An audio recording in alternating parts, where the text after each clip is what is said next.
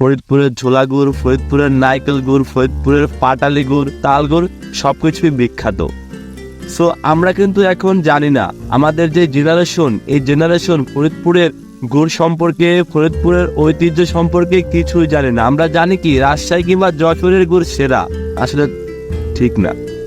আপনি যখন কোনো কিছু হাতের কাছে পাচ্ছেন সেটাকে মূল্যায়ন করতে জানেন না, আর যে জিনিসটা অনেক দূর থেকে আনা লাগে সেটার মূল্য দেন। যেমন যশোর থেকে চিনি মেশানো গুড় আসে, সেটা খেতে ভারী স্বাদ।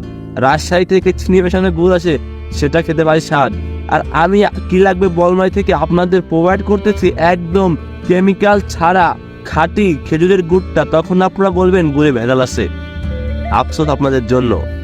আর আপনারা যারা আমার থেকে এই গুড়টা নিয়েছেন তারা জানেন আপনাদেরকে আমি কি ধরনের গুড়টা প্রোভাইড করি। এইখানে দেখেন আমি যেই প্লেসে আছি, এইখানে প্রায় 1-1.5 হাজার খেজুরের গাছ ছিল।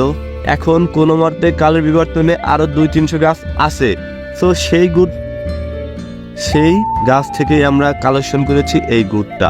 সো আপনারা যারা আমার থেকে খাঁটি খেজুরের গুড়টা নিতে চান, আপনারা অবশ্যই আমাদের কি লাগবে বলমারির পেজে, আইডিতে অথবা নাম্বারে হোয়াটসঅ্যাপে কন্ট্যাক্ট করুন। সো আপনার গুড় নিয়ে পৌঁছে যাচ্ছে আপনার বাসায়।